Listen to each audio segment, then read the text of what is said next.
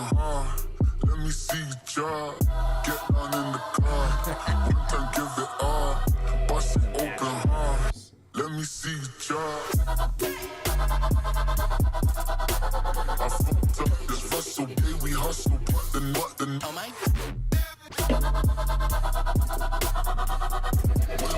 What's up, everyone?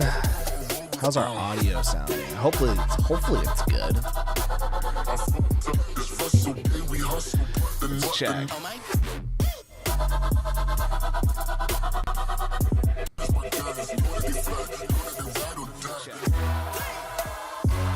You guys will let me know, right?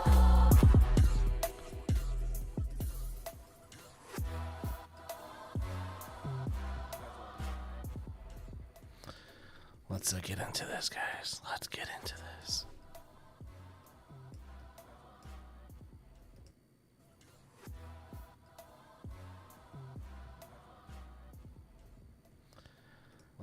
All right. How's everyone doing tonight? Welcome to Draw and Talk. Welcome to Draw and Talk. All right. How's everyone doing tonight? Welcome to Draw and Talk. All right, I just had to check the audio. Guys, we have a very, very fun show planned for tonight.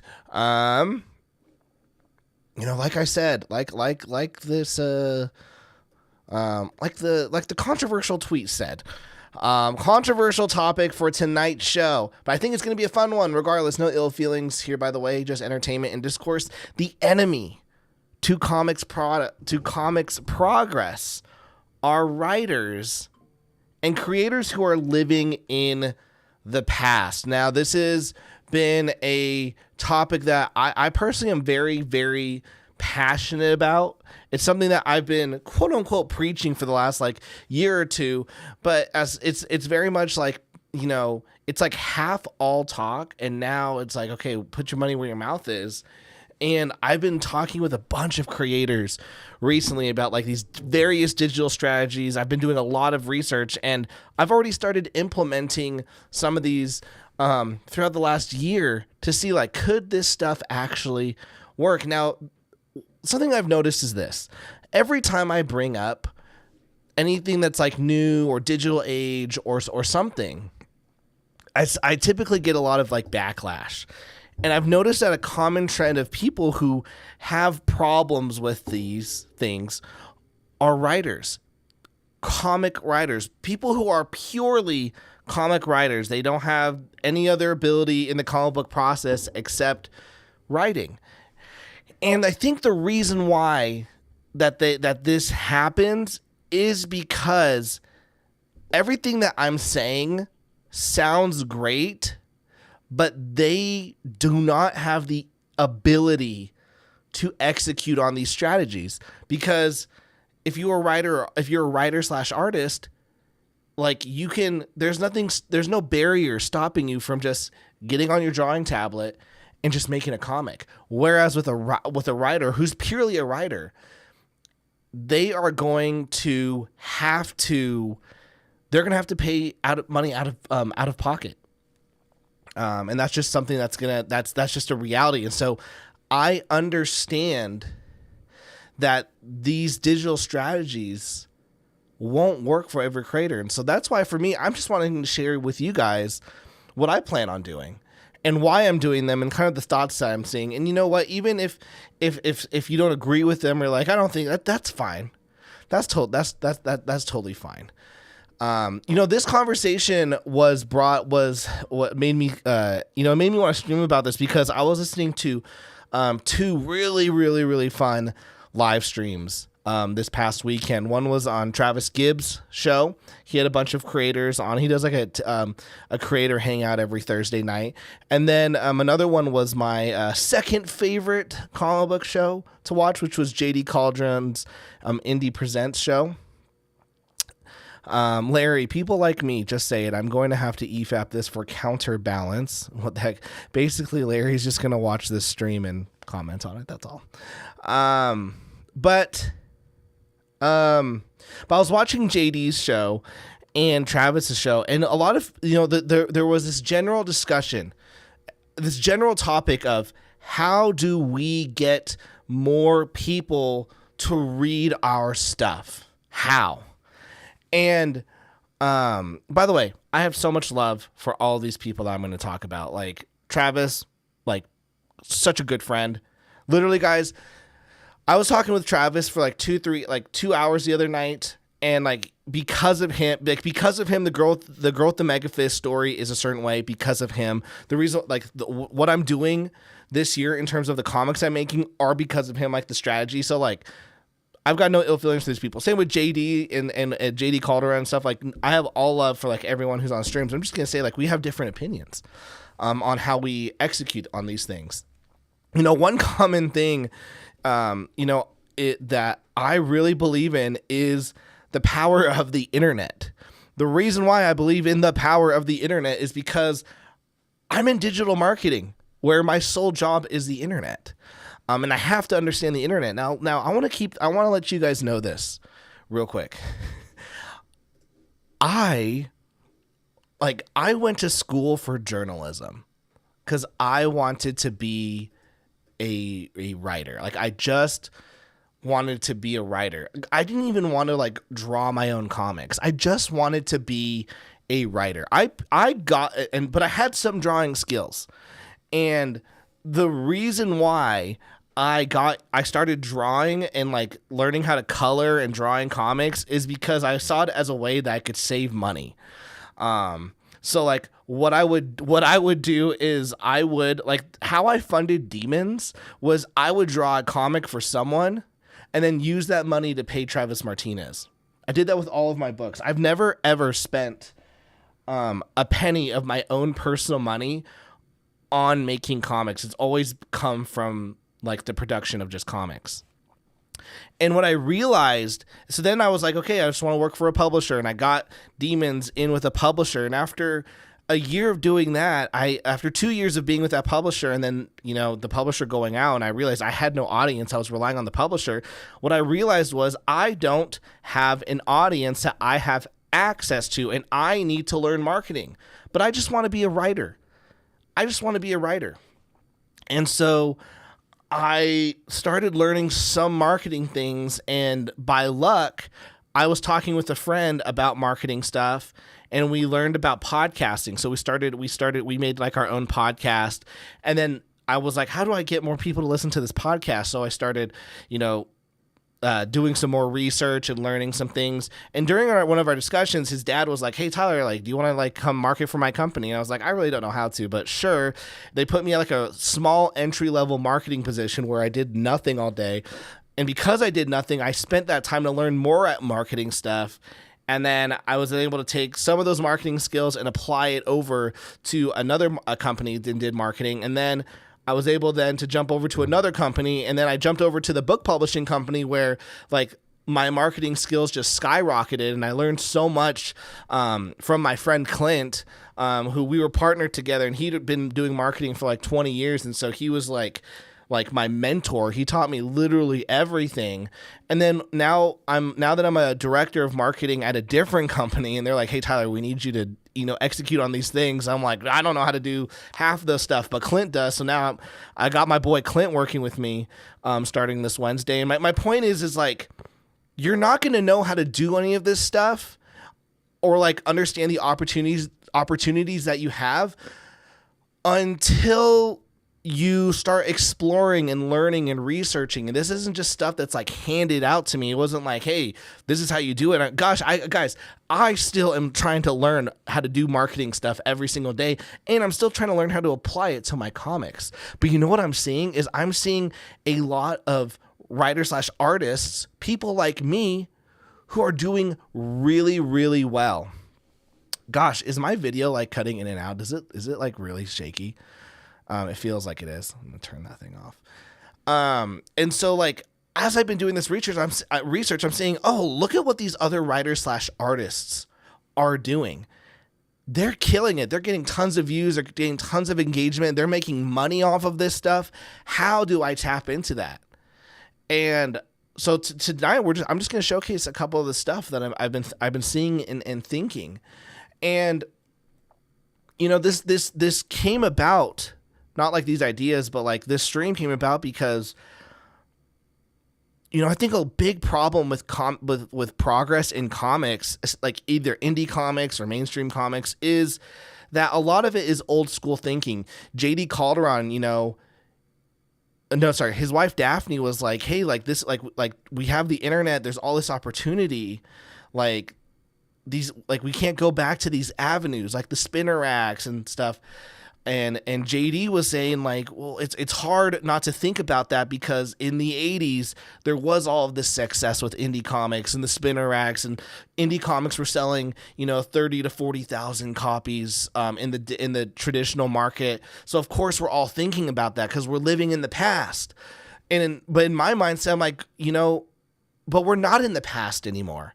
Those channels are changed completely. We're in the 21st century. We have access to the internet. You have access to more people than you ever have in the history of mankind to get eyes on your comic. And the fact that so many comic book creators don't see that is nuts. But here's the thing. I understand why. Because writers, they can't utilize the internet as much as a writer artist could, because they have to pay for that art, and that stuff gets expensive. With that being said, I do believe that writers almost have an easier time to build an audience than an artist would, just because of how time intensive it is to make a comic.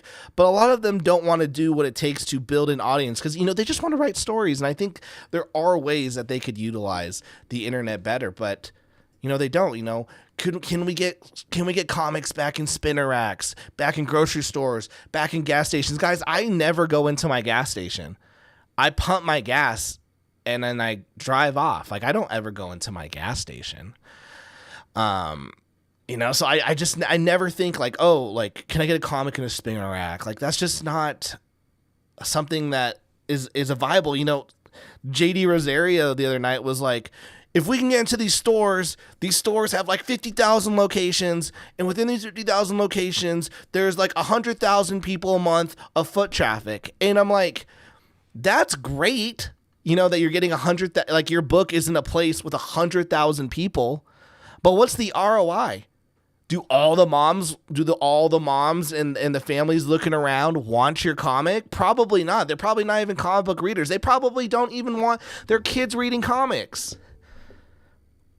But you know what you can do with the internet is you can target someone through their age, their gender, what they like, what they're liking on social media.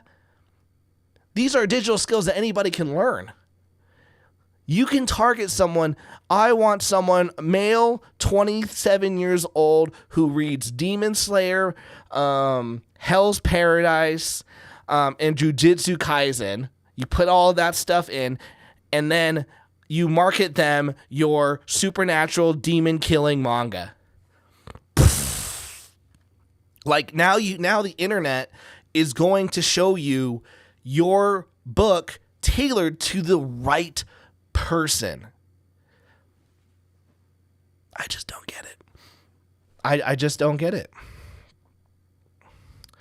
Boomers are Kova's Lookcast says boomers are gonna boom. J. Russ, it's more than comics. I see mostly older people freak out about adding coding and computer skills to life skills courses. Was Travis the one who told you to give Eliana a nice rack because of so props? Zebrafest, so the internet is an untapped resource. I mean, people are tapping into it. It's just indie comic book creators, specifically writers, who are not. And the reason why is this is they don't understand the potential. So like this is what happens is let's switch over here. Oh, by the way, guys, I do have a comic that's currently out. My Sexy Witch Academia Kickstarter is currently live. Link in the chat, link in the description. We have 2 weeks to go. Very excited for this one. It's a fun one. All right, let's skip the promo. We're not skipping it. We already did it, but so let's get the whiteboard out. So as a writer artist, what Kickstarter has done for indie writers has been massive. Okay. What Kickstarter has done is made it so that writers can crowdfund the funds that they need for their book. So they can, maybe, if it costs $4,000 or $5,000, $4,000 to make their book, they only have like enough to get 5 pages. What they can do is they can pay for those 5 pages, get the comic, and then showcase it, and then if people like it and it funds, they can then make the rest the full comic. And what's great about it as well is this is like a way to test the audience. Does the audience actually want it? What I did with Bullet Assassin was this. So with Bullet Assassin, is this my tablet going to be stupid because I'm streaming? It was a new property, and I didn't know if it was going to do well. So, I knew that I could get at least, I knew that I needed to get like $5,000 to print, ship, pay for everyone. Exactly. But I was like, if this can hit, I think I put 8,000. If this can hit 8,000, I'll know that I should turn this into a series. And I pitched it that way. I said, hey guys, if we get to this much, I'll turn it into a series. And what that eventually happened was it turned to, I got like 11,000. And so this was a way to test the market, to say, hey, is this story viable enough to do more? The same thing happened with the opposite happened with the Cthulhu murders, where I did the same thing, and the market was like, yeah, like this isn't really something that, my audience was like, this isn't really something that we necessarily want. I still made the book, but it wasn't something that, maybe necessarily what they wanted. So with that being said, with the age of the internet, now comes the power of the back catalog. I only know of 2 ways for a creator like who's making books like me to make it financially successful, to make a living off this stuff. And regardless of the 2, you are always going to have to do 2. Okay. Number 1 is mega hit. Okay. Think like Harry Potter. Like, this is uncontrollable. You have no idea if this is actually going to happen. But if you're able to do this, like, you're making movies, TV shows, merch, it hits the cultural zeitgeist.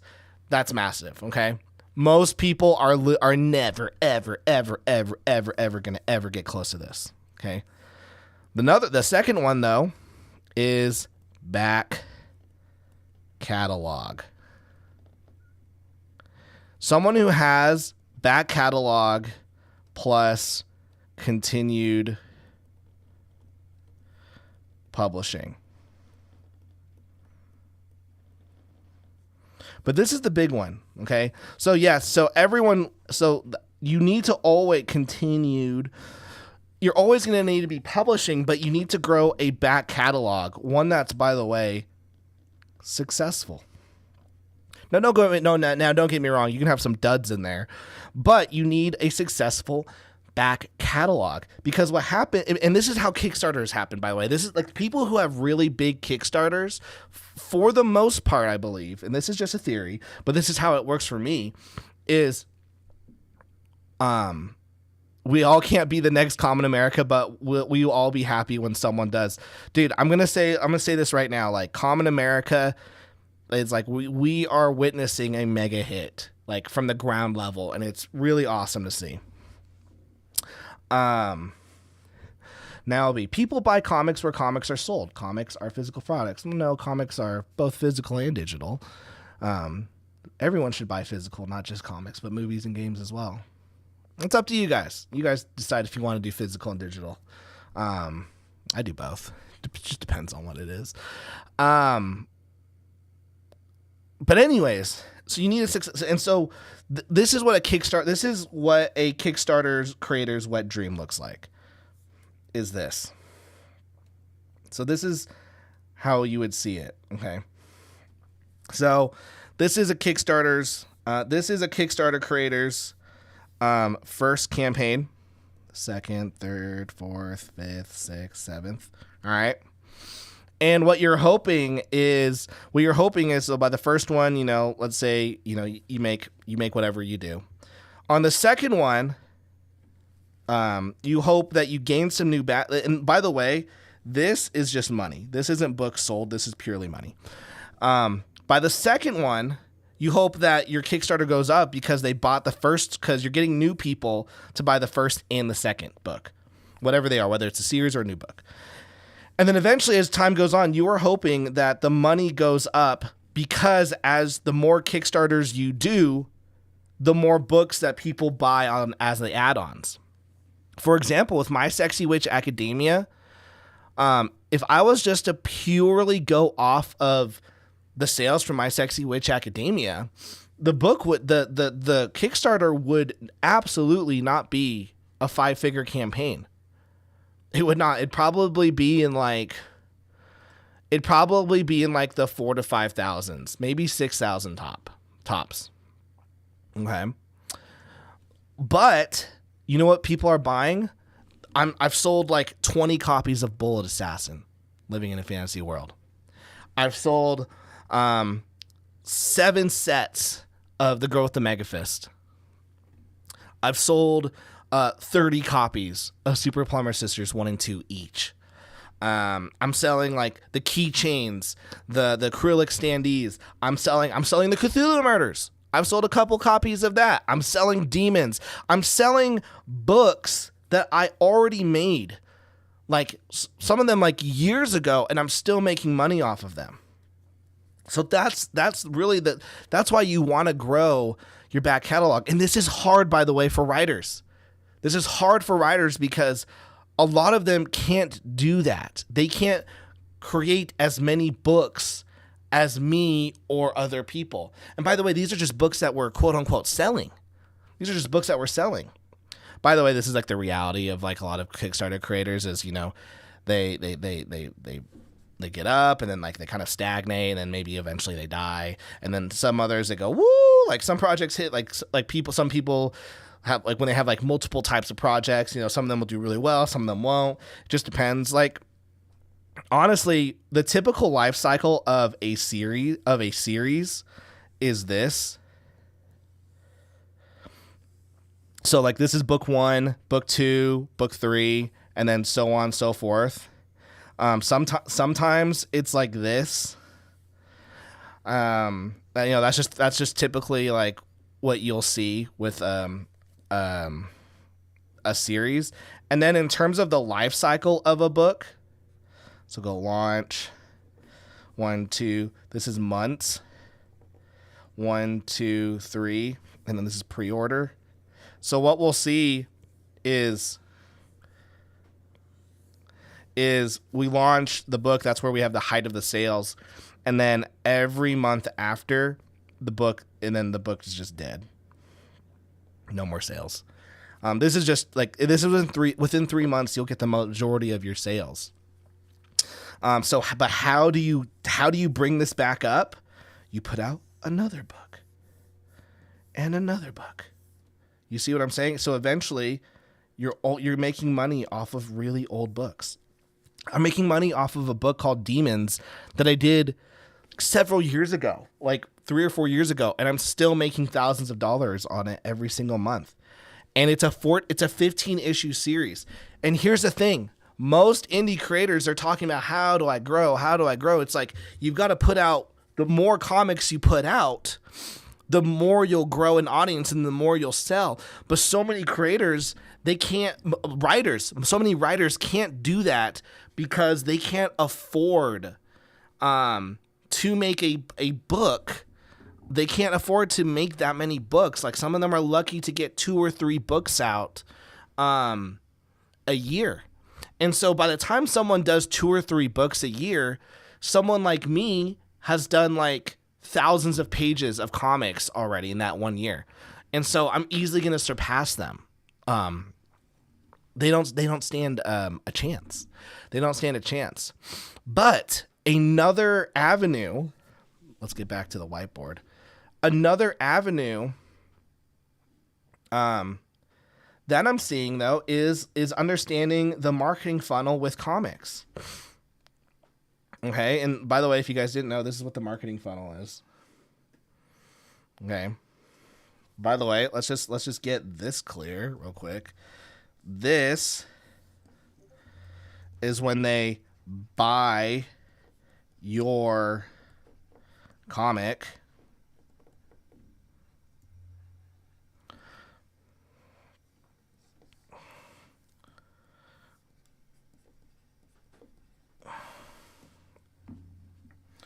Most people don't even know. Most creators have no idea what to do right here with the awareness.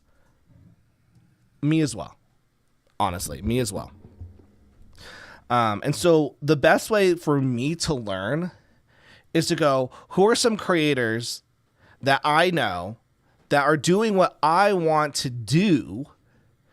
Who are some creators that I know who are doing what I want to do, and what are they doing at the top of this funnel? Because everything else is in this model is just consistency. So like this is just consistency. If you continue to do awareness, consistency plus quality. If you continue to do this awareness thing, everything else is going to follow through. Okay. But let's see. But let's say like you're only getting like 100 views on your stuff on your stuff. And then that only converts to one person. Well, frick, if I want to get 10 sales, I need to get 1,000 people to see this. And if I want 100 sales, I need 10,000 people to see this. So it's like, how, and this is where that stuff comes. So how do I get that awareness? Coming right up. Mr. Insane, I don't know anything about Kickstarter from a creator perspective. Can you make profit on it, or is it entirely for the product you were trying to kickstart? I make profit on all of my Kickstarters, and then I put those into future projects. But yeah, absolutely, a lot of people make profit off their Kickstarters. A lot of people do it like Pat Shan is making a living just putting out 3 to 4 Kickstarters a month. Zebra, there are so many sites out there that claim to grow an audience aside from Kickstarter, Indiegogo. What is the best way to have people to discover your content? Well, that's the thing is, you like for me, I try to go on to grow off of places that have organic reach. What organic reach is if you have 0 followers, 0 subs, you can post a piece of content and it can get 1 million views. A platform that can do that is the one I want to be on. And right now there's only like 3 or 4 platforms that do that. It's YouTube, TikTok, Reddit, and Twitter. Those are the 4 that I know of. So like, for example, let's do this. We have the marketing funnel. Let's do this. Let's go. You know, if it's like, this is pretty easy to understand, by the way, is you have, let's go Eric July. Eric July. Okay. Eric makes YouTube videos. Okay, that's his awareness. That's where he's doing all of his awareness, is YouTube with some Twitter. Okay, what's he making his content about? Culture war.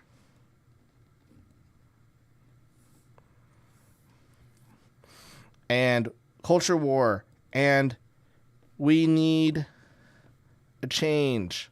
No, an alternative. And he funnels that down into ISOM, okay? Pretty self-explanatory. Okay.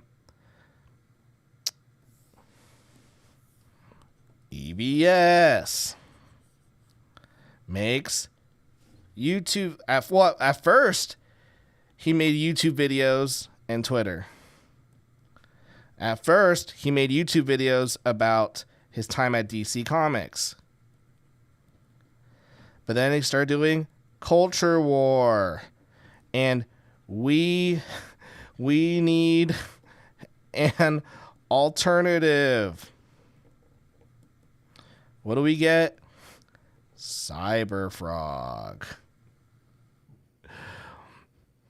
Now, these are just culture warrior people.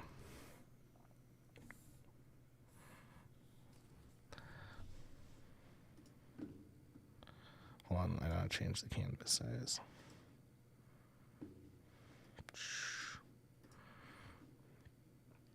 Okay.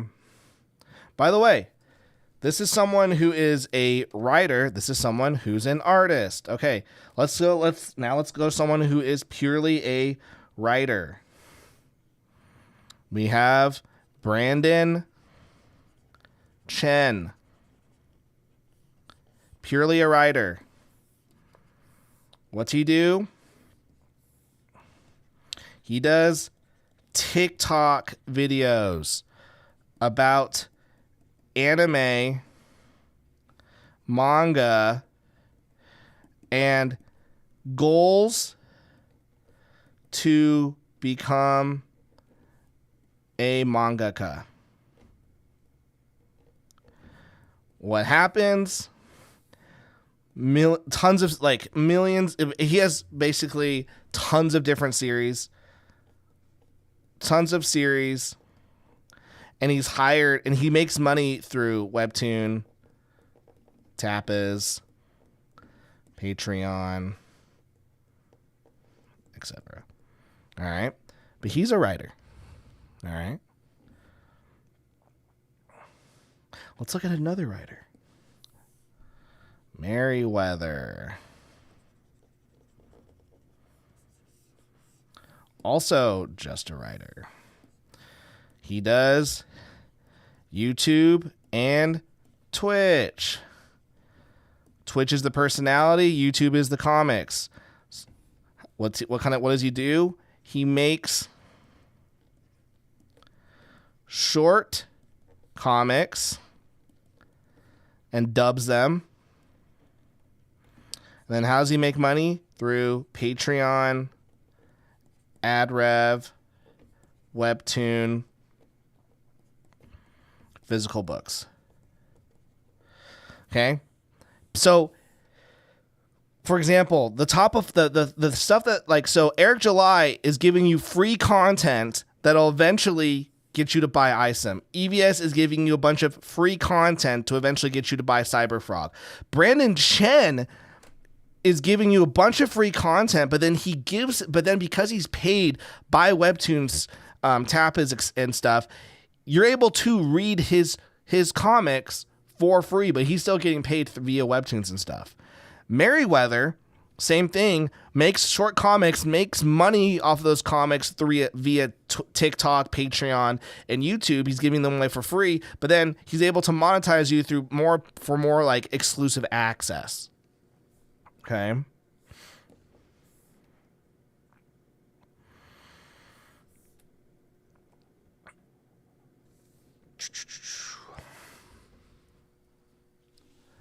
So for Tyler, so it's like, okay, so like if I know all these things, what can Tyler do?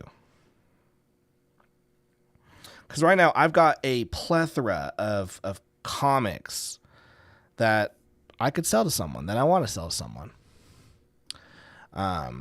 But it's like, how do I get more eyeballs on the product, on the books? Because honestly, right now, what I'm feeling in my bones, is that I feel like I've currently capped at like 400, like 300 to 400 strong readers, which, by the way, I'm not complaining at all.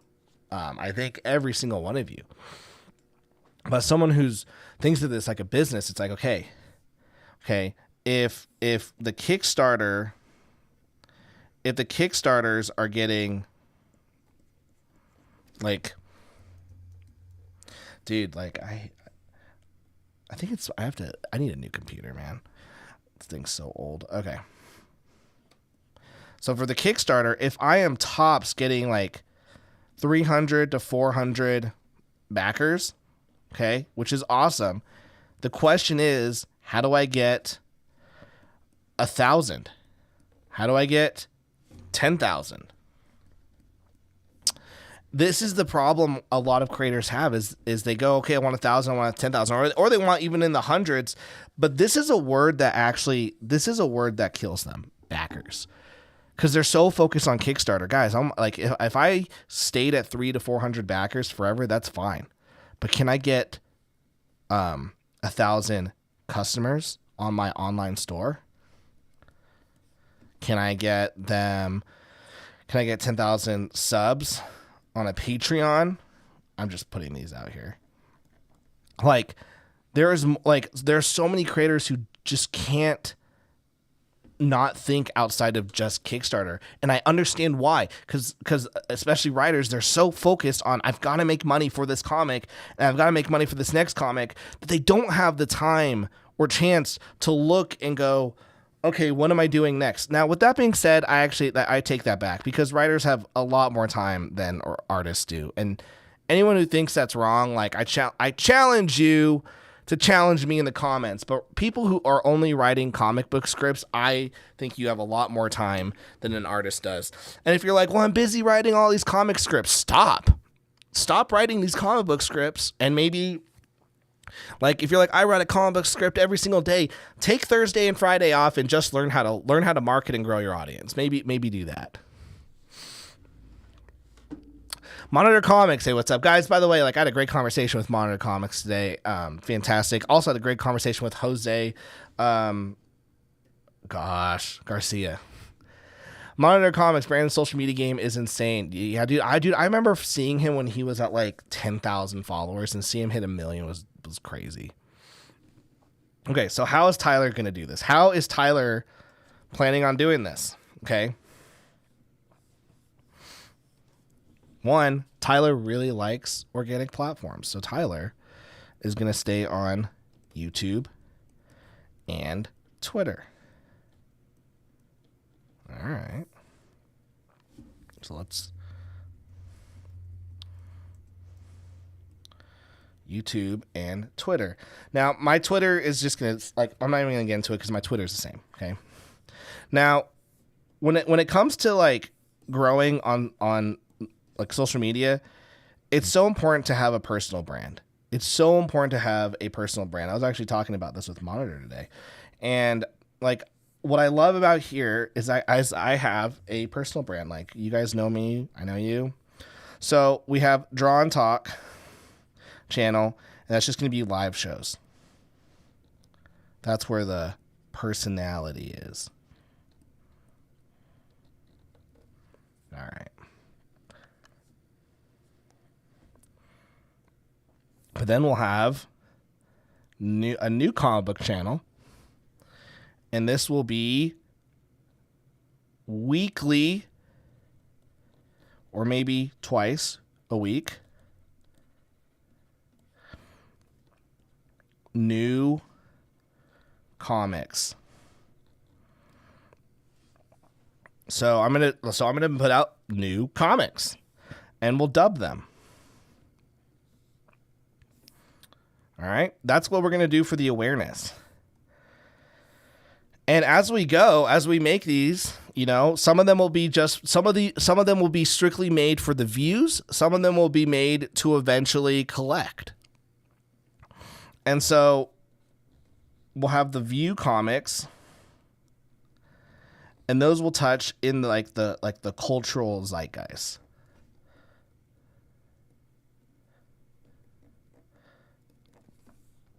But then the other ones will be we'll call them the originals, even though they're all the originals.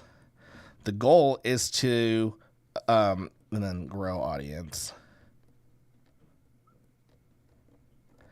But then the originals, the goal for these ones are to eventually buy the book. All right. And what this would mean would be like, the grow the audience, the cultural zeitgeist would be like, I've said this example a bunch. You have like Charlie from Moist Critical, and he battles Yami Yugi for King of Games. And Yami Yugi, he's still playing like the old school rules. He puts a trap card down and face down, and then puts a monster in defense mode and ends his turn. But Charlie, being the avid Yu-Gi-Oh player, he does all that. He's playing the new meta. He's playing the Master Duels, and it's a play on the fact that like how difficult the new Yu-Gi-Oh game is, and but we're also like tapping into Moist Critical in that audience and in the cultural zeitgeist, and that gets views, and they're short comics, and then that gets views, and then that all points to here. Because the big thing is this, guys, is awareness. This is all I'm thinking about lately. I'm not even thinking about this part. Like, what's my, like I have like 4 or 5 new series that I've written, and I'm not even thinking like, how am I going to get them to buy the book? What I'm doing is, okay, how do I write them in a way that I can post them on YouTube for free, get them dubbed?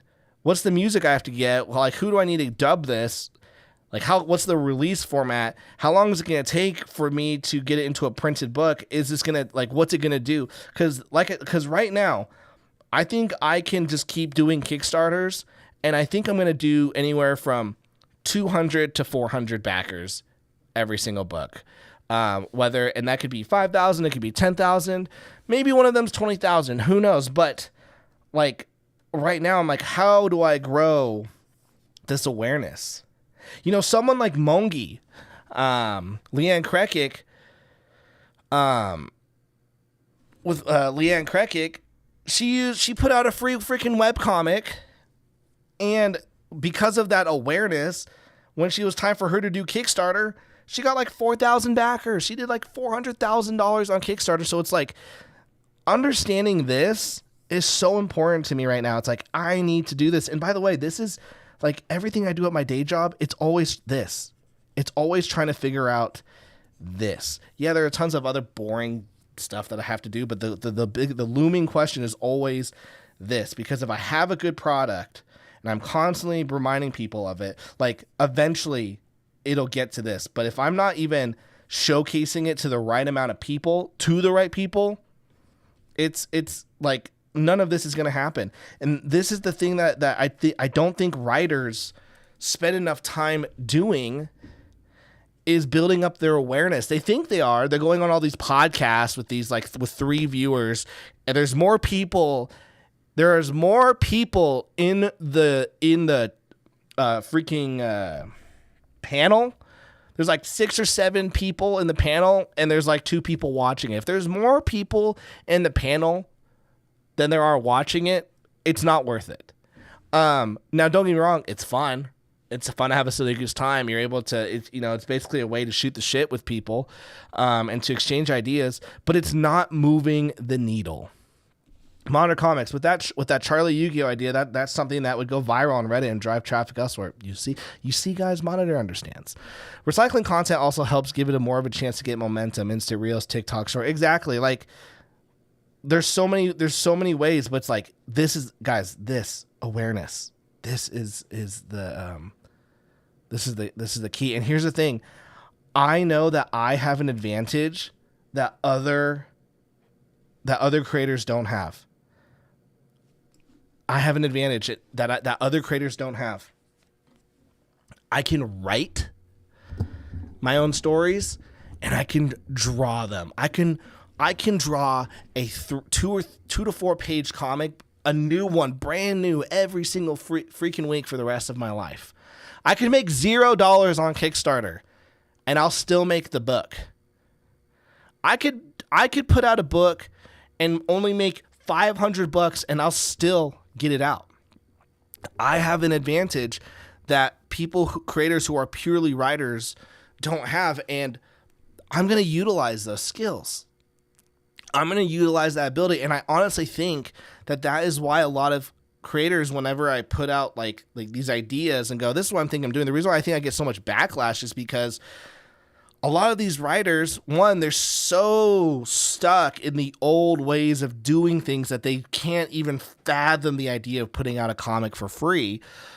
But two, they just can't play in this playground. And so they are really forced.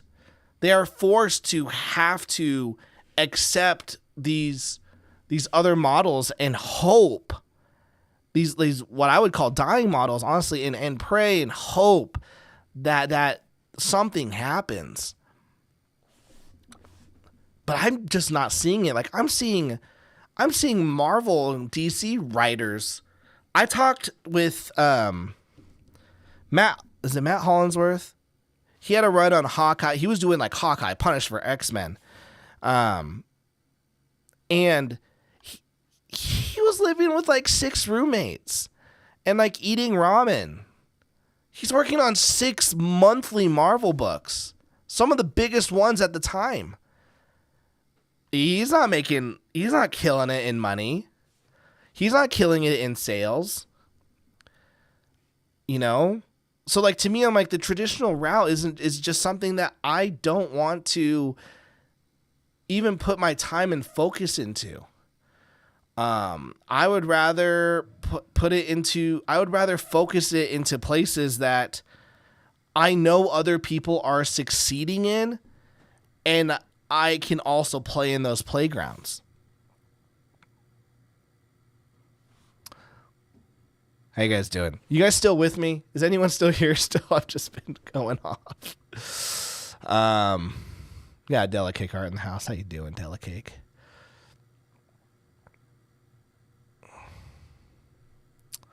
Jose Garcia, Magical Game Time by Zach Gorman is another approach for tapping into the mainstream without going for something funny. Mr. Insane, still here. Mason, it's a huge advantage. Thank you. Yeah, it is. No, it is. It is. And got Solid in the house. How you doing, Solid? I get it. I get why writers struggle with the idea of the internet. I honestly get it. And here's the thing. I don't want to. I know sometimes I sound like I'm ahead of the game, guys. I am always a generation behind successful people. I'm always a generation behind. Guys, when I was in high school, I was vlogging and I was doing like challenge videos. I was vlogging and doing challenge videos with my friends. When I came back home from South Africa after my mission with the Mormon Church, and you're not on the you're not on the internet for 2 years. I get back and someone's like, "Yo, dude, you heard of like Vine and YouTube?" I'm like, "Yeah, I was on YouTube." They go, "Oh, dude, so and so, yeah, there's a vlogger," and I was like, "Cool." And they go, "No, dude, they make money vlogging." I'm like, "What?" I was like, I was doing that shit in high school, so I missed it by a couple years. Like I was doing the thing that eventually made people hella famous. Now I'm not saying I was gonna, but what I'm saying is like I missed that boat. I found out about webtoons later. I'm seeing all these people who are doing this digital first approach. I'm seeing them 3 or 4 years after they're already doing it and killing it. And so I remember talking with Neff from Global Frequency. He goes, "What do you think that the next big thing is in comics?" I was like, "I don't know what it is, but it's already happening right now and none of us know about it because we're just not in these conversations." And so that's why I had to make a new YouTube channel, and I purged everyone, and I was like, let me see what everyone else is doing. And I started seeing all of these creators that I'd never heard of, no one in my circles ever talked about, and I'm starting to see what they're doing, the comics they're putting out, how they're marketing, and I go, oh my gosh, I can do this. But not just that. It's not that I'm doing it because I want to be like they're successful. I'm doing it because it matches what my goals are as a creator. I didn't set out ever I didn't set doing this out to be published, to win an Eisner, to be a Ringo Award winner, to be in comic book stores. I never set out to do any of that stuff. I have wanted, at least in the last 5 years, I have stated I want to be completely indie. I want to have control of every aspect. and it's been hard because I'm seeing, you hanging out with creators and they're trying to get into stores and they're wanting to work for Marvel and DC and work with publishers. And, that's great for them, but it's not a path that I've wanted to be part of. And so I've always been the odd one out. But like within the last 6 months, I've been like, you know what, this is the path I'm going to go down, and I'm going to try to find, see what these creators are doing. And I'm seeing these creators do it. And it's like, wow, I'm finally understanding this digital first model. And I've been having great conversations with Monitor Comics, great conversations with Jose Garcia, Donald DeLay, Chad Townsend. It's like, yes, like they get it. But it's not just now getting it, it's executing on it. And that's going to be the fun part. That's honestly going to be the fun part. I'm excited for it. Modern Comics, you got what YouTubers call content brain. I think it's one of your strengths. Oh, I appreciate that, man. Solid. I just made keto-friendly brownies. Oh, there you go. Delicake, I'm still here. Also, the amount of people that refuse to change, even the way they post on their favorite social media, is mind-blowing. Jay Russ, same here, mate. I'm also behind. Also, ever notice so many creative people are Mormons? It's just we're bored. We don't do anything fun, so we need to create. It's either that. If I wasn't Mormon, I'd just be an alcoholic. Mr. Bug, for me, I've just focused on getting my book finished and published. It's currently being drawn now. Oh, congrats. Once it's finished, I'll tackle how to make people aware of it one step at a time for me. 100%. 100%. Congrats, by the way. That's got to be exciting. Neil Starr in the house. Riser Man stands before you, man. I get to show Riser Man to my son tomorrow. He went to bed early tonight. Some of us are Catholics. Mason, can't imagine having an idea for a character and not being able to draw it. That would drive me nuts. Massive. I agree with wanting to be 100% indie too, Tyler, but mainly because I know I'd want 100% creative control, and major entertainment outlets would fight me over that. So thank God you are more than... Well, here's the thing, Massive. Like, if someone were to come up to me and like, hey, we want the rights for Megafist and it's going to be on like Netflix and blah, blah, and we're going to pay you like $2 million, I'd be like, yeah, take it. Fucking take it. Like, I'm about money. Like, I'm about creation, but I'm also about like, can I make money off of this? Because first and foremost, at the hierarchy of all of this is my family. My kids, my wife. So, yeah, if Netflix is like, yeah, we want to take your series, but we have creative control over it. Here's $2 million. I hate it when I hear creatives like, I wouldn't take that deal. It's like, $2 million, you're not taking $2 million. $1 million. Like, if I'll just create something new. I'll create something new. Like, if the deal is good enough, I'll create something new. I had a creator. Well, I told them the idea of My Sexy Witch Academia. I showed them the preliminary covers and art before the campaign, 2 days before the campaign. And they asked me, this is a well-known creator with lots of money. And he said, Tyler, this is a really awesome comic. I will legit buy it from you now for $10,000. And I was like, what? And keep in mind, if you guys didn't know, the reason why I started My Sexy Witch Academia was because I was in a financial bind, and I was like, I need to make money. How do I make money? And I had this, I was like, well, I was like, I need money. I also want to do this Kickstarter experiment. Let's just do it with My Sexy Witch Academia. So that's what I did. And it worked out. But before I did it, I told this creator, and he's like, I'll buy the IP from you, $10,000. I'll do it right now. And I was like, no. I was like, whoa, because I was like, $10,000. I could really use that right now. And instead, I was like, if this creator wants $10,000, I'm betting I could make more off of it. And I bet on myself, and I did it, and the first one made 15K, and this current one it's on its way to 13. Solid. What about 50K? I would have absolutely given this for 50K. I absolutely would have. I would have sold it for 50K. Absolutely. And then I just make another comic. Like I can always make something new. That's the thing with people who are purely writers. They have to sit around and they have to come up with all these ideas and daydream, and then they have to wait and hope that they can afford this artist. And it's like, for me, if I have an idea, I fucking draw it right then and there. I don't mess around. And so when I have an idea, I'm gonna do it. Saul, let's see if you can outdo 50K then. I hope so, because it is a 12 chapter series. So I hope I'd make at least 50K when all is said and done. Mason, Draw and Talk, I have a feeling that Sexy Witch is going to be your biggest IP. Who knows, man? Who knows? After 12 chapters, it could be very successful. Which is like 3 volumes worth of content.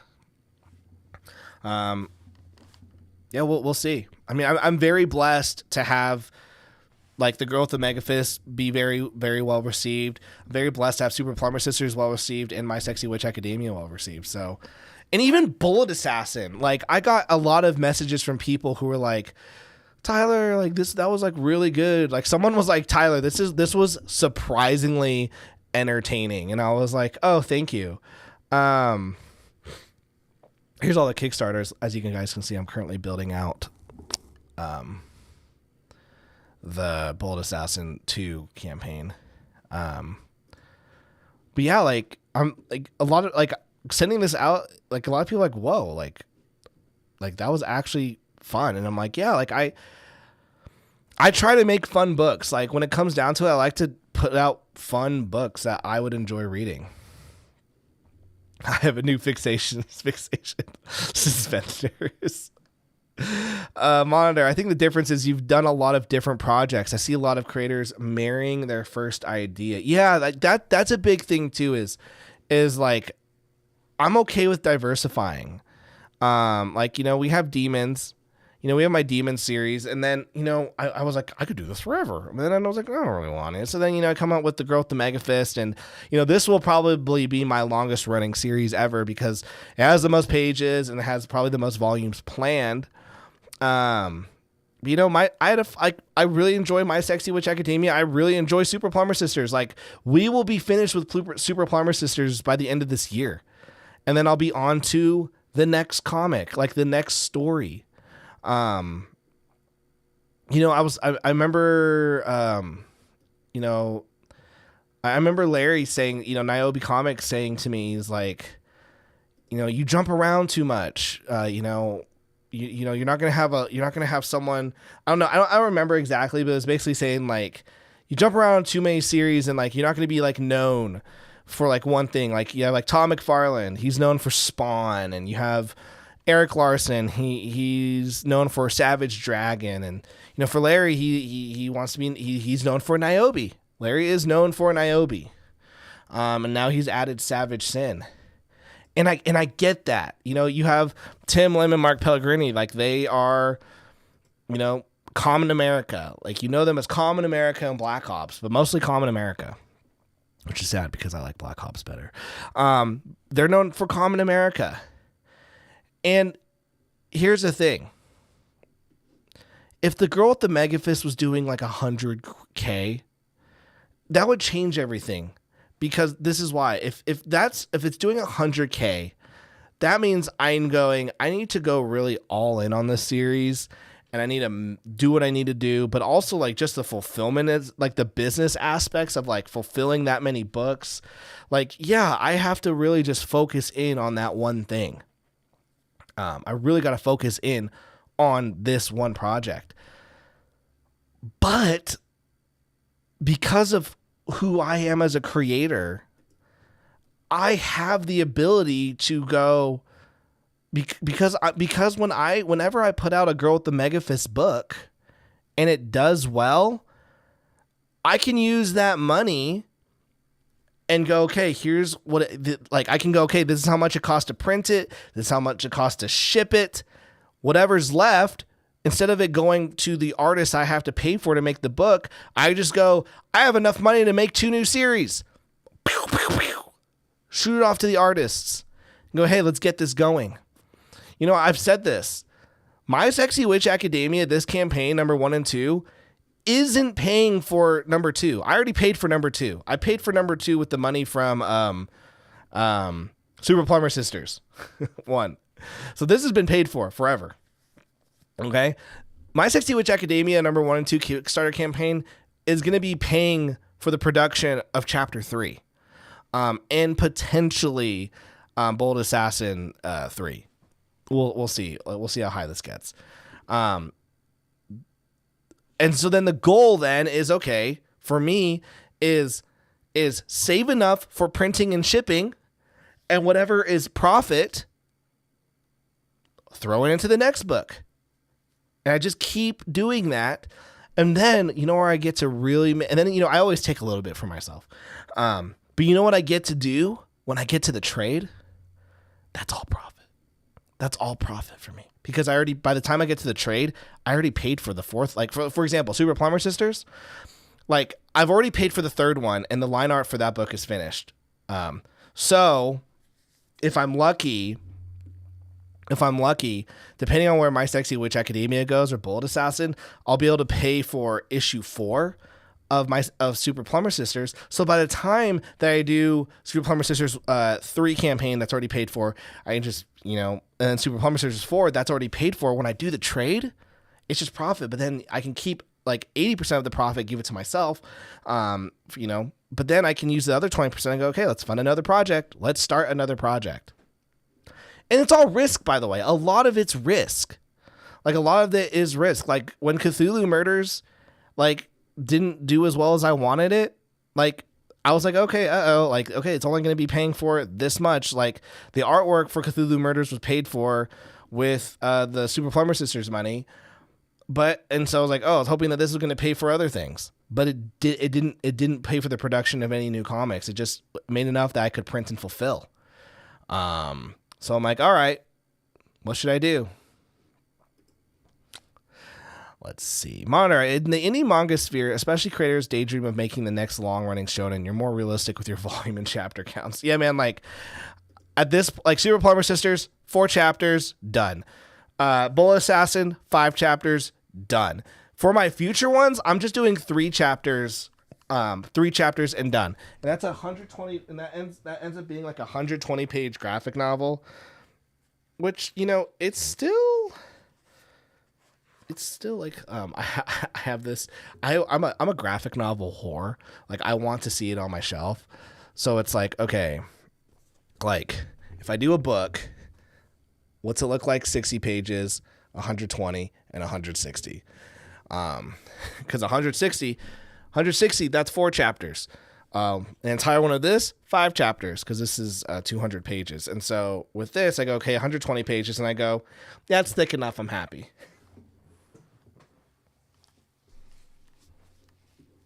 And that's 3 chapters. So yeah, for like my next ones that are coming out next year, not next year, maybe the year after, those are going to be 3 chapters. Massive. Tom Hutchinson said the same thing too, though he was on LP stream a while back and said too many creators jump around and juggle a bunch of number ones and never take a single series far enough. Yeah, like, that's the thing is and that's what I liked about, by the way, thank you to whoever ordered those comics. I appreciate it. Give me a second.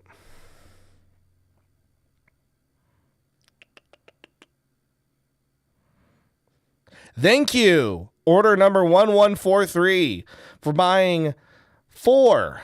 I repeat, 4 digital comics, 3 of them graphic novels, 1 of them Bull Assassin for Fantasy World. I really appreciate that, guys. This is the power of digital. This is the power of digital. I just made money just now, and get this. I got to keep that money. I don't have to buy a Gemini mailer. I don't have to pay for shipping. I don't have to ship the book and take time out of my day. The person just got the book. Now they get to read it right now. It's fantastic. Jay Russ. Oh, it was Jay Russ. Thank you very much. And then live off of the backlog. Yes, I've been listening to your casts. Exactly. And you guys got to hear the ding. The ding.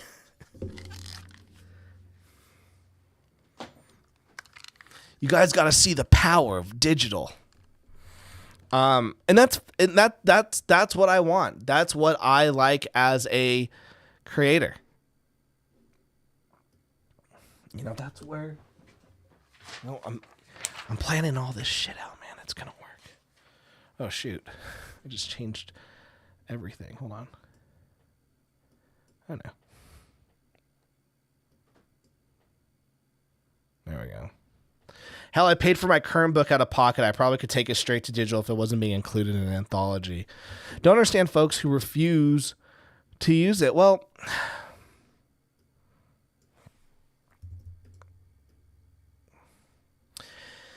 I mean, it just depends on the creator. I was listening to Larry's live stream the other day. Actually, I think I was on it. The one I'm thinking about, I was on it.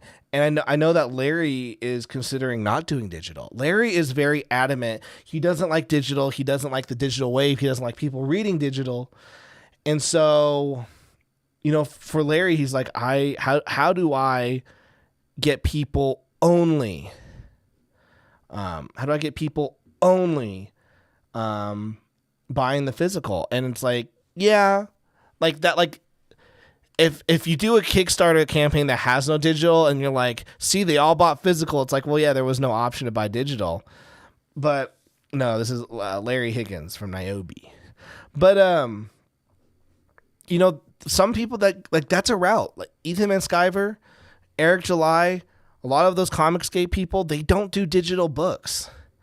They don't do digital books. They don't see the merit in it. They're like, some of them are like, oh, someone's going to pirate it, even though they like a scanner was invented and they didn't, here's the thing. And I get some of the reasoning. Like, for example, let's get back to the whiteboard. You know, for like someone like Larry's business model. So there's always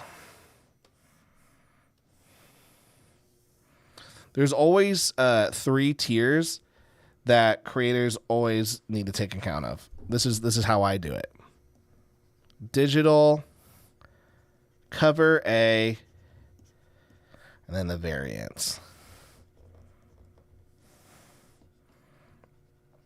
Cover A is typically your cheapest one. So, well, let's just say your digital is 6, and let's just say your cover A is 10. All right. So for someone like Larry, if people are only buying these two,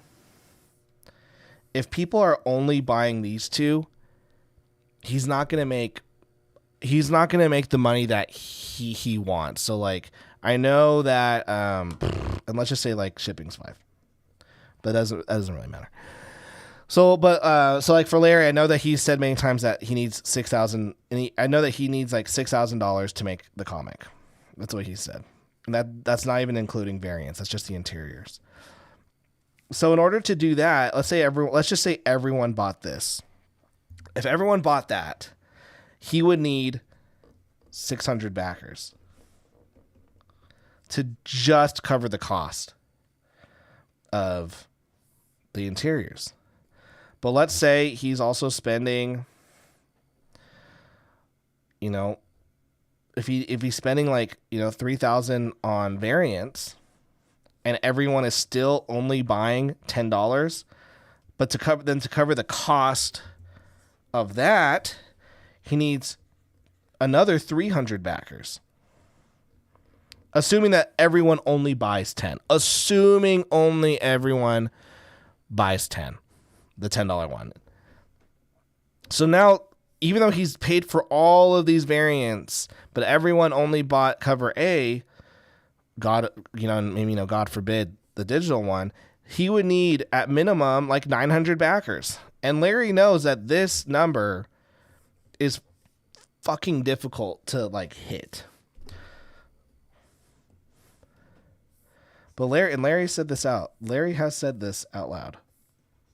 and many creators do, is they're like, I can't bank on these two. I need people buying these.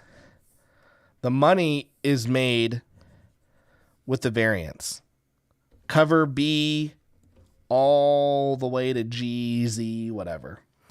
Because this is where people are spending 20, to maybe $80 a variant.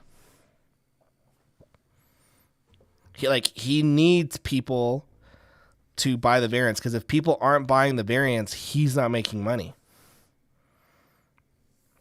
And here's the thing, I don't disagree with him. For me, the variants. Here's the thing: if I sold no variants, and I strictly was just these two in my back catalog, I would be fine. I probably wouldn't be hitting like 5 figures, but I would have enough to make the comic, ship the book, and put out the second book. But the variants help a lot. But when you're relying on people buying these, and more people are buying these, for creators like Larry, that's gonna be scary. It's gonna be scary. And so I get why he's discouraging people. Don't buy digital. I need you to buy my variants. So I get that. I have empathy for that. I understand the sentiment. I see why the call to action is don't go to digital, go here, because this is how I, put it out. But my thing is if everything you do has to rely on this and selling high ticket prices, if that is a diminishing audience, but if this is the audience that over time is going up, my thing then is listen, if the variant game is going down but the digital game is going up, my strategy is, okay, in a world where people are only going to be buying cover A and digital, how do I survive? And to me, that's where this shit comes. To me, that's okay, that's in a world where people only buy cover A and digital, this is my strategy to survive. I think Larry has said it a bunch. He's like, if the comic book ship is on fire, then I'm going to be the last man on it. And I'm jumping ship, and I'm going to get on the new ship. I've never bought a variant, but I've bought plenty of digital. See, for me, I'm with you. I buy mostly digital, and if I do want the physical, I buy the physical. Buy the physical cover A. But I know there's an audience of people who want variants, and so I give them variants. Which is why my most of 90% of all my favorite covers are the cover A, because that's the one that I want people to love the most. Mason, do you think depending on variants long term is sustainable? I don't. I honestly don't. If the audience for people who want variants is going down, then I don't think that's a sustainable model. But and here's the thing, you always just have to listen to the customer and the audience. And if the audience is saying we're going primarily digital / cover A, those are the only two options. My then is, okay, how do I, at that point, it's not how much money can I get someone to spend? It's how many people can I get? Those are the two things, okay? Let's get back to the whiteboard. All right. This is pretty simple math right here. All right. Ready for this? You can either make $1,000 selling to one person who buys it for $1,000, or you can make $1,000 from 100 people who buy it for 10, or you can make $1,000 from 1,000 people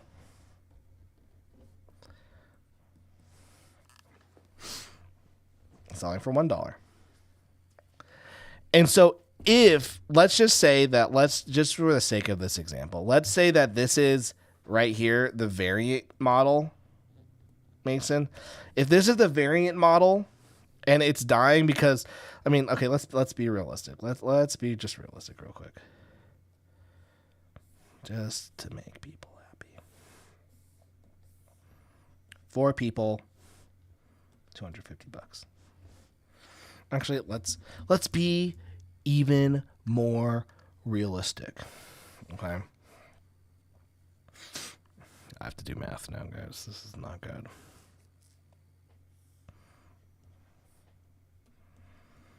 Look at that. All right. I would say this is the variant model. The variant model is, can I get 10 people to buy $100, a $100 comic? See how Solid saw me struggling. Solid saw me struggling. But this, by the way, is my problem with mainstream comics. I mean, I don't fucking work there, but this is the model that has essentially, in my opinion, destroyed Marvel and DC's reach, because their business model is, can I sell a $100 comic to 10 people to make $1,000? And the manga in Webtoon is, I mean, the manga one is really, the manga one is, can I get 1,000 people at $1? Can I get 1,000 people at $1 to get $1,000? The Webtoon one is, can I give my comic out for free and get 1,000 people? But I think the variant game is just, you're dealing with less and less people. And so the solution is, you have to find a smaller amount of people who are willing to pay that $100. And if they don't, you're screwed. And so for me, my strategy, and like I said, there's no right or wrong, but this is just my strategy. My strategy is this. Come on. No. Is this. I need to build the awareness.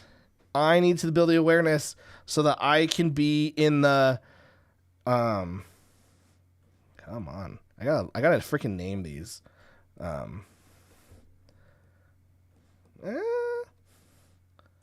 Where is that layer?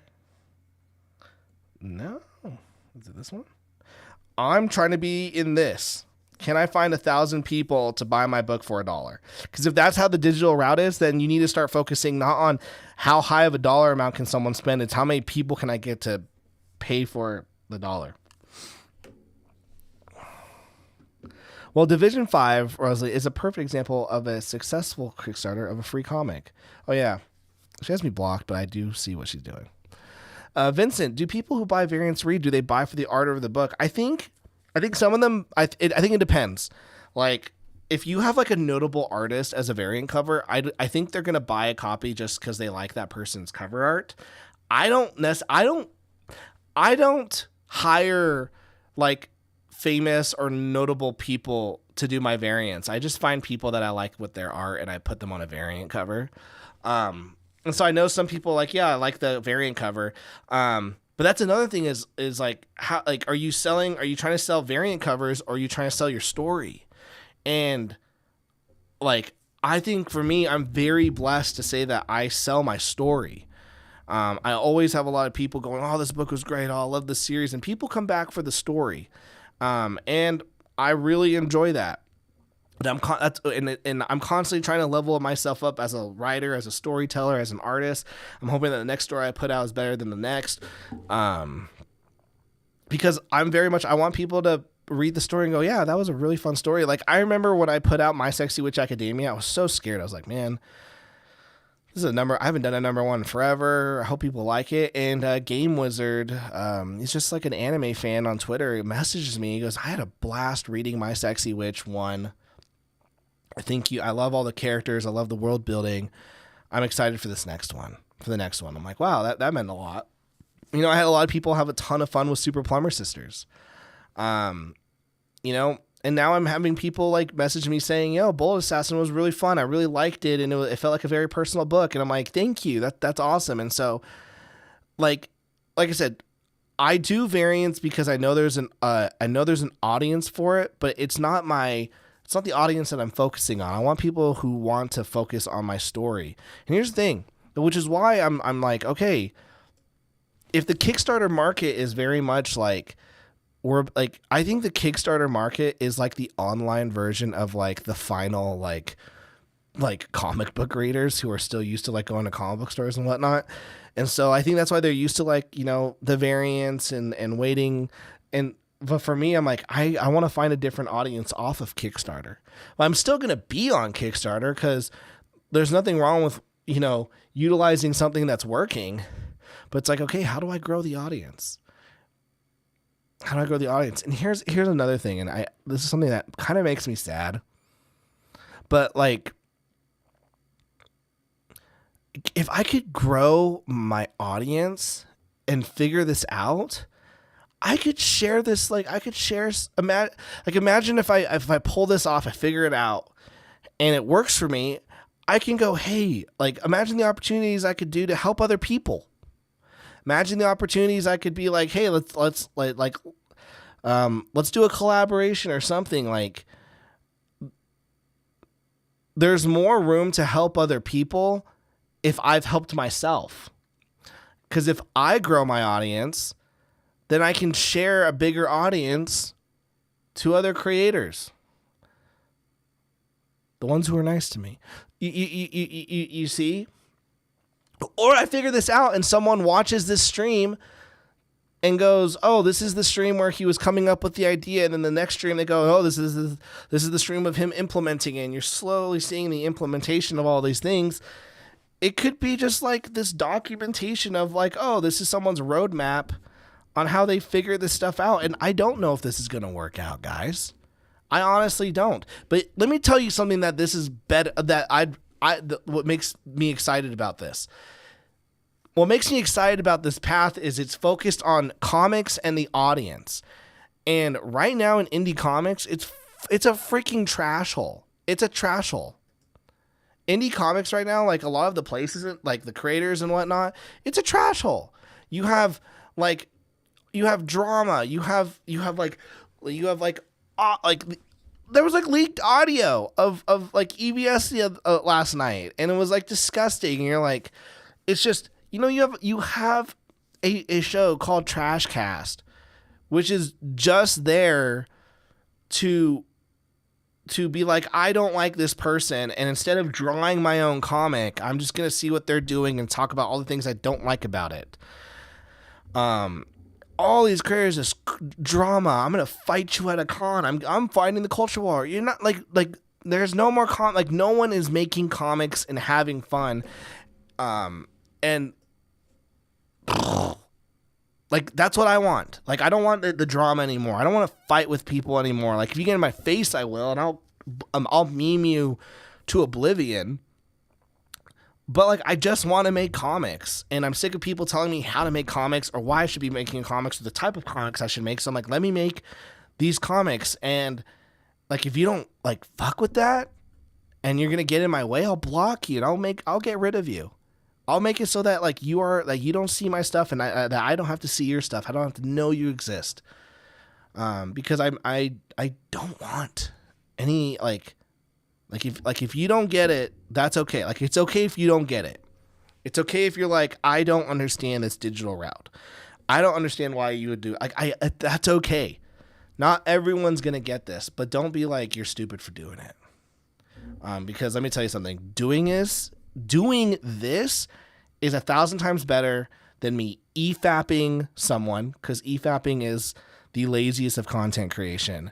It's better than me talking about drama. It's better than me, shitting on a creator for a 2-hour live stream. It's better than having 6 people on a fucking panel and just going, oh, this is why we hate this person. They're so fucking stupid, huh? Like, it's so uncreative, and I get it. There's an audience for that, and there's people who like that stuff. And you know what? Congrats to them. I mean, I listen to that stuff sometimes, but I don't want to create it. I don't want to. I don't want to like take part in it. You know, let people just let people make their creations and let them do it the way that they want to do it. I was so shocked the amount of people who were like actively pissed off at John Dillard. We're taking the deal that he made with Yellow Flash and like, this is a bad deal, blah, blah, John, why are you doing this, blah, blah. And like and then people are making YouTube shows about it and like e-fapping, blah, blah. It's like, guys, John made a decision. Dillard made a decision for himself. He's a big boy. He understands business. He understands the risk and reward of this. So like, mind your own business. Mind your own business. Make your own comics. Make them how you want. Get them to people how you want. Just focus on your own stuff. Mason, I'm no fan of Eric July, but damn, the channel is dedicated to attacking his business is weird AF. It's gay. It's so lame. It's so lame. It's stupid. Monitor, so glad I have no idea who any of these names are. I wish I didn't know any of these names are either. The drama is so toxic. Exactly. More power to Dillard. Yeah, like it's a good, like, it is a good business move. It is a business decision that I would only do if it was someone like Yellow Flash. Like, I think John made a good decision, and I could make a whole stream about why I think it's a good decision. But you know what? Like, it's none of my business. My business is making comics that you guys are going to enjoy. By the way, real quick, check out this Bullet Assassin acrylic standee that we got. Super excited to get this out to y'all. The next Bullet Assassin, where's my mouse? Acrylic standee will be this, or I'll show you guys.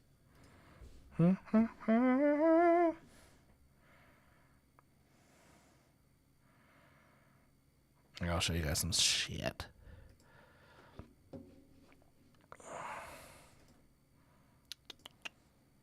So this is a cover that I'm working on. I'll probably finish drawing it this week, and I'll send it over to the colorist.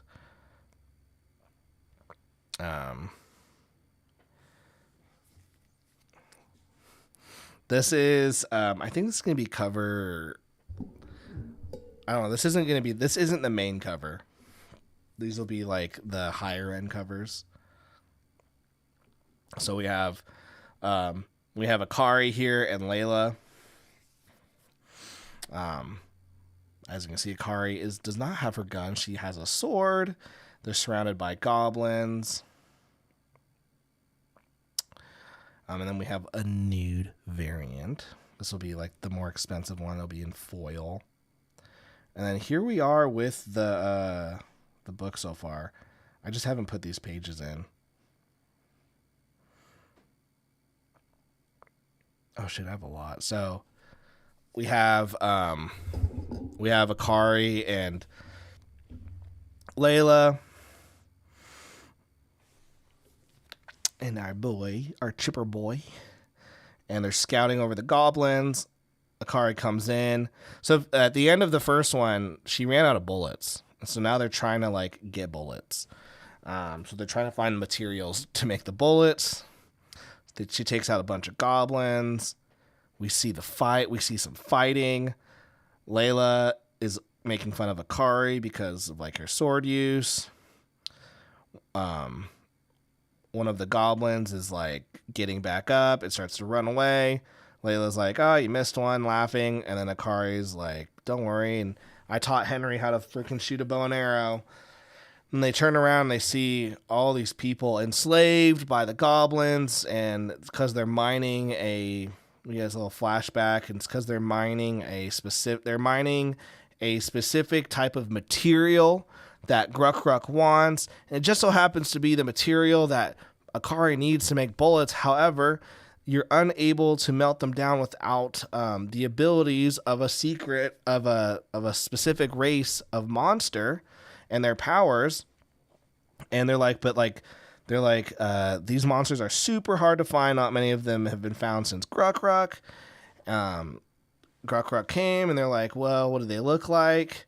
And they're like, oh, it looks like this. And Akari's like, and they're like, oh.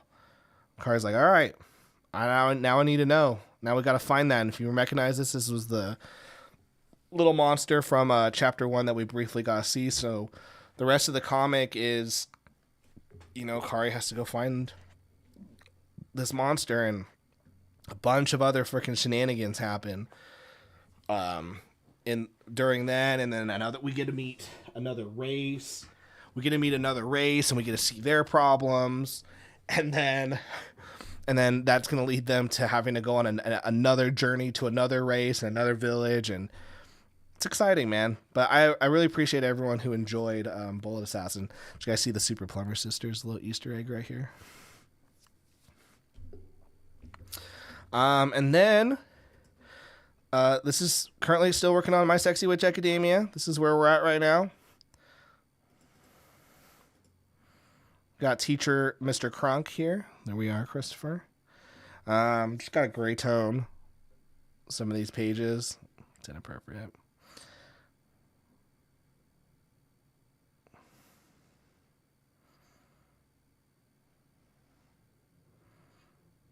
Yeah.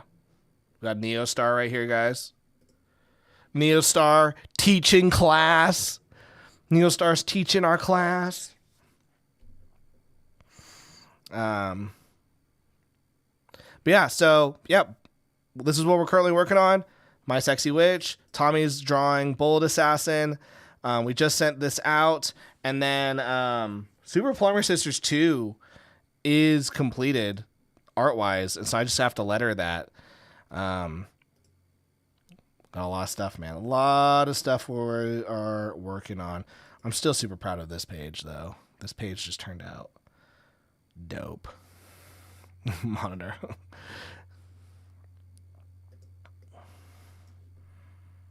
Yes, I really enjoyed how this page turned out. Looks cool. I'll get the digital soon. Back Common American Scott Malin, so I'm waiting for the next month. Dude, here's the thing, man. If you miss any of the Kickstarter books, they eventually go on my site, man. So I appreciate that. Yeah, man. I love making comics, man. I was talking with Jose today, guys. I was talking with Jose Garcia, and I was like, man, like, we just want to make comics. We just want to make comics. How do we make fun? How do we make fun comics? And how do we get them out? By the way, guys, what do you guys think about this? I'm thinking that I'm going to have 2 versions of the trade.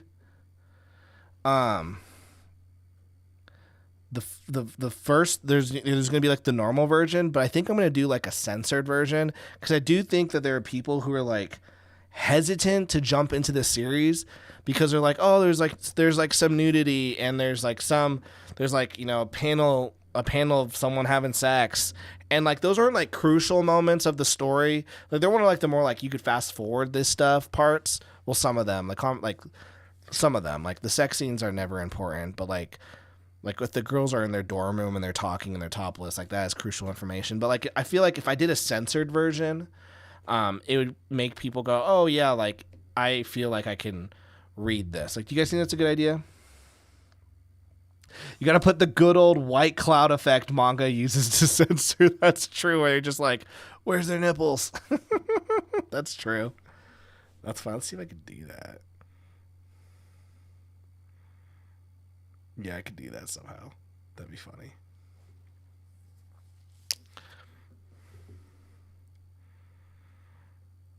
Oh, man, I'm so excited. I'm so excited for comic books and making comic books, and or the holy light coming from the roof. I'm so freaking excited. Like, yeah, it's just gonna be dope. And yeah, I was just telling my wife today, I was like, man, like I'm just having a great time with these comics and coming up with all these ideas and finding different ways to distribute them. And what's great as well is I can execute on a lot of these ideas because I have this back catalog. And so it's like I can do a comic book dub of The Girl with the Mega Fist, and even if I put out I could put out a new comic book dub chapter every 2 weeks, and I would have 2 years worth of YouTube videos I could do, and then people can watch the dub and go, wow, this is really good. Where's the book? And boom, I already have the book made. It's going to be tits. I'm pumped. All right, guys. Back catalog, and no one corrected me. Thank you guys. What are your guys' thoughts on this? Let me know in the chat. We're gonna end the stream down, but I'd love to know your guys' thoughts, get your opinions, any other discussion points. If not, I think we're gonna end tonight's show.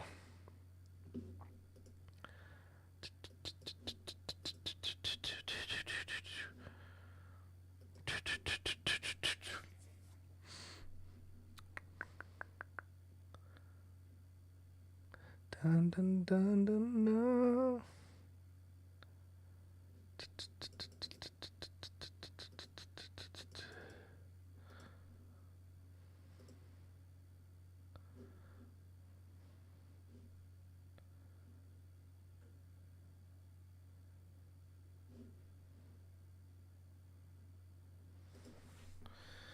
Oh, sorry. I had a freaking I just had an artist I've been wanting to commission message me just now, so I was like, oh, I'm gonna respond real quick.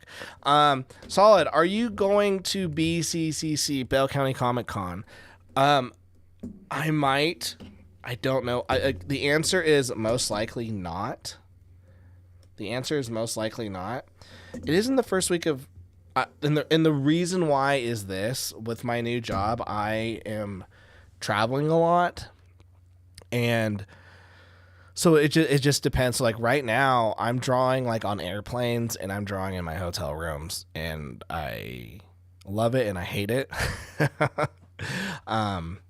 But if I can swing, and the reason why is just like, if I do travel, like I'm just traveling so much in those months. Like I'm basically every single week I'm traveling, literally for like 2-3 months. And so I'm like, do I want to travel again and be away from my family or not? So I'll if I do, I like Tim and them were like, yo, like everyone will all hang out and stuff, and we'll hang out with like Solid and whatnot, and all those guys, and Rob Kiro, it'll be a blast. So if I don't come this year, I'll hopefully come the year after. That would be my goal. I hope we'll see. I'd love to. All right, guys, I'm going to respond to this artist because I need covers for Bullet Assassin 2. So, all right. Thank you guys so much for watching. Remember, smash that like button, smash that subscribe button, and let's have a silly goose time.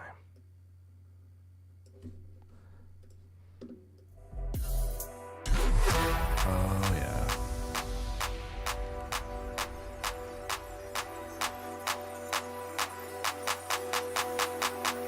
Yeah. This is the outro.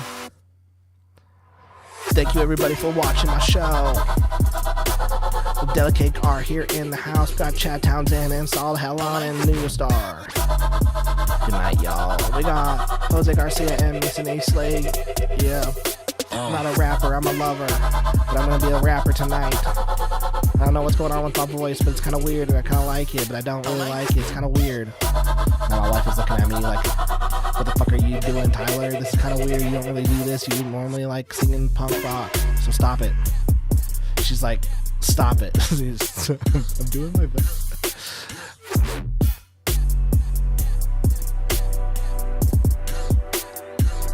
This is the end of the show.